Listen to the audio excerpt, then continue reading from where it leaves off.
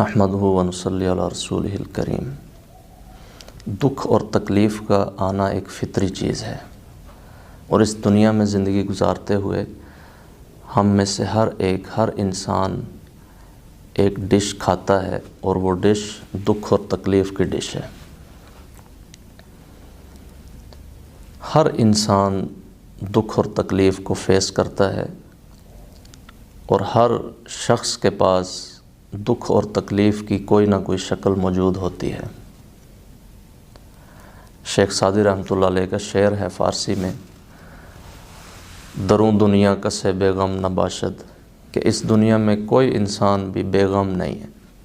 اگر باشد بنی آدم نہ باشد، اگر ہے کوئی دکھ اور تکلیف کے بغیر زندگی گزار رہا ہے تو پھر وہ انسان نہیں ہے، کہ انسان کے لیے یہ فطری چیز ہے دکھ اور تکلیف کا آنا، اور انسان اس کے اثر کو قبول بھی کرتا ہے۔ یہ بھی انسان کی فطرت ہے، اور اتنا اثر قبول کرتا ہے کہ دکھی انسان کو اس کے پاس باقی چیزیں اور نعمتیں جو اس کے پاس موجود ہیں وہ نظر آنے کی بجائے اس کو اپنا دکھ اور تکلیف ہی صرف نظر آتا ہے۔ گویا کہ اس کی زندگی پر اندھیرا چھا گیا، جیسے اوپر بادل چھا جائیں تو نیچے اندھیرا ہو جاتا ہے۔ تو اس قدر ہم اس کا اثر قبول کرتے ہیں۔ تو جب ہم اس کا اثر قبول کرتے ہیں تو پھر اس سے نکلنا کیسے ہے؟ اس کا راستہ بھی اللہ اور اس کے رسول صلی اللہ علیہ وسلم نے ہمیں بتایا ہے، قرآن و حدیث سے ہمیں اس کی رہنمائی ملتی ہے۔ تو اس کنڈیشن سے نکلنا کیسے ہے، دیٹ از ویری امپورٹنٹ۔ یہ بہت اہم بات ہے۔ تو اس کے لیے ہم آج کی مجلس میں 3 بنیادی پوائنٹس ذکر کریں گے۔ پہلے 2 تو پہلے ذکر ہو چکے ہیں، اصل آج جس پر ترغیب دینا مقصود ہے وہ تیسرا پوائنٹ ہے۔ پہلا پوائنٹ کہ اگر اس دکھی انسان کا تعلق اللہ کے ساتھ مضبوط ہے، اس کے دل میں اللہ کی محبت ہے، اللہ کے ساتھ اس کی کوئی دوستی ہے، تو دکھ آئے گا تو یہ اللہ کے سامنے سر بسجود ہو جائے گا، اور سجدوں میں رو کے، دعاؤں میں رو کے یہ اپنا دکھ اور تکلیف اللہ کے حوالے کر دے گا۔ اور اس کی یہ دعائیں اور اس کے یہ سجدے، اس کا یہ رونا اللہ کے سامنے، اس کے اور اللہ کے درمیان جو قرب ہے، جو تعلق ہے، اس کو اور بھی مضبوط کر دے گا۔ اور اس دنیا میں سب سے راحت اور سکون والی چیز، خدا کی قسم، وہ اللہ کا قرب ہے۔ اس میں جتنا ٹیسٹ ہے دنیا کی کسی چیز میں نہیں ہے۔ تو اب جب اس کا تعلق اللہ کے ساتھ بڑھے گا، مضبوط ہوگا، تو اس کو اس غم اور دکھ کے سہنے میں، اس میں بھی مزہ آئے گا۔ اس لیے کسی شاعر نے کہا ہے، پی جا تلخی ایام کو بھی ہنس کے ناصر، غم کے سہنے میں بھی قدرت نے مزہ رکھا ہے۔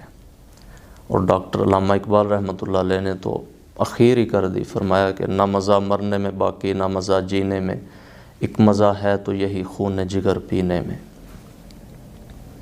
تو اللہ کے ساتھ اگر تعلق مضبوط ہے تو اس کا دکھ اور تکلیف اس کو ڈپریشن کی کیفیت تک نہیں لے کے جائے گا۔ اور دوسری چیز ہے تقدیر پر ایمان کا مضبوط ہونا۔ تقدیر پر اگر ایمان مضبوط ہے تو یہ شخص بھی کہے گا اللہ کی طرف سے یہ حال آیا ہے، اللہ کی طرف واپس لوٹ جائے گا، اور الحمدللہ علی کل حال، میں اپنے رب سے ہر حال میں راضی ہوں۔ تو رضا بالقضاء، اللہ کے فیصلوں پر رضا رہنے کی قوت اور طاقت انسان کے اندر موجود ہو، تو یہ شخص بھی جلدی اپنے آپ کو نکالے گا۔ اور اسی کی ترغیب اللہ تعالیٰ نے قرآن پاک میں دی ہے، استعینوا بالصبر والصلاۃ، کہ اللہ کی مدد حاصل کرو صبر کے ساتھ۔ تو صبر کے ساتھ جو ہے وہ اللہ کی مدد آتی ہے انسان کے ساتھ۔ اور تیسرا جو پوائنٹ ہے وہ یہ ہے کہ اگر ان دونوں چیزوں میں، اللہ کے تعلق اور محبت میں اور تقدیر پر ایمان، یہ دونوں روحانی کیفیات ہیں، اگر اس روحانیت میں انسان کمزور ہے تو پھر اس کے ارد گرد کے لوگ اس کو اس دکھ اور تکلیف سے، اس کیفیت سے نکالیں گے، وہ اس کو تسلی دیں گے، اس کا حوصلہ بڑھائیں گے، اس کا غم بیٹھ کے سنیں گے۔ اور افسوس کی بات ہے کہ آج ہمارے اندر یہ کمزوری ہے کہ ہمارے پاس لوگوں کے لیے وقت نہیں ہے، کسی کی بات سننے کے لیے۔ سنانے کے لیے ہم سب تیار ہیں، لیکن کسی کا غم دکھ بیٹھ کر سننے کے لیے ہمارے پاس 10 منٹ نہیں ہے، کسی کی تسلی دینے کے لیے، کسی کا حوصلہ بڑھانے کے لیے، موٹیویٹ کرنے کے لیے، حالانکہ یہ عین عبادت ہے۔ اور آپ صلی اللہ علیہ وسلم نے فرمایا کہ کسی کا حوصلہ بڑھانا، تسلی دینا، یہ عین صدقہ ہے۔ اور خود رسول اللہ صلی اللہ علیہ وسلم لوگوں کو تسلیاں دیتے تھے، ان کا حوصلہ بڑھاتے تھے۔ آپ صلی اللہ علیہ وسلم جب کسی کے پاس جاتے اور اس کو کسی دکھ اور تکلیف میں مبتلا پاتے یا بیمار پاتے تو آپ جو پہلا جملہ اس سے فرماتے، لا بأس طہور انشاءاللہ، اتنا پاورفل جملہ ہے کہ کوئی حرج کی بات نہیں، پریشان نہیں ہونا۔ آپ جب اس دکھ اور تکلیف سے، اس بیماری سے باہر آئیں گے تو آپ گناہوں سے بالکل پاک ہو چکے ہوں گے۔ اب رسول اللہ صلی اللہ علیہ وسلم کے اس تسلی کے جملے کو ہم تھوڑا سا سوچیں بیٹھ کر، اس کے مطلب اور مفہوم پر غور کریں تو انسان ویسے ہی جوان ہو جاتا ہے کہ جب آپ نکلیں گے تو گناہوں سے پاک ہو چکے ہوں گے۔ اور اللہ تعالیٰ کی ذات بھی اپنے بندوں کو تسلی دیتی ہے۔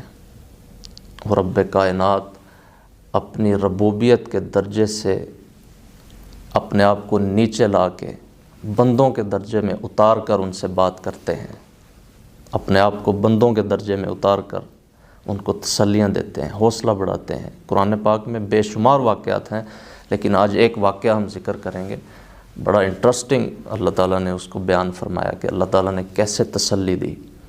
حضرت موسیٰ علیہ السلام کی والدہ جب حضرت موسیٰ پیدا ہوئے، ان کی آغوش میں آئے تو اس وقت فرعون بنی اسرائیل کے بچوں کو ذبح کر رہا تھا، یذبح ابناءہم ویستحیی نساءہم۔ بیٹا پیدا ہوتا، فرعونی آتے اور بچے کو پکڑتے، ماں کی گود سے چھین کر اس کے سامنے ذبح کر کے واپس گود میں ڈال دیتے، اور 90,000 بچے فرعون نے ذبح کروا دیے۔ اب کتنی ایک ٹینشن اور پریشانی کی بات ہے ایک ماں کے لیے کہ کسی بھی وقت فرعون کی فوج آ جائے گی اور بچے کی زندگی کو خطرہ لاحق ہے۔ ایک یہ پریشانی۔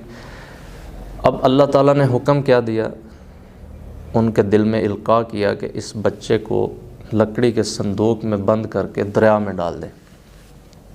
تو حضرت موسیٰ علیہ السلام کی والدہ نے یہ کر تو دیا، دریا میں ڈال دیا ان کو، لیکن اس کے بعد جو ان کے دل کا حال تھا وہ اللہ نے قرآن میں خود بیان فرمایا، وَأَصْبَحَ فُؤَادُ أُمِّ مُوسَىٰ فَارِغًا، کہ حضرت موسیٰ کی والدہ کے دل کا قرار ختم ہو گیا۔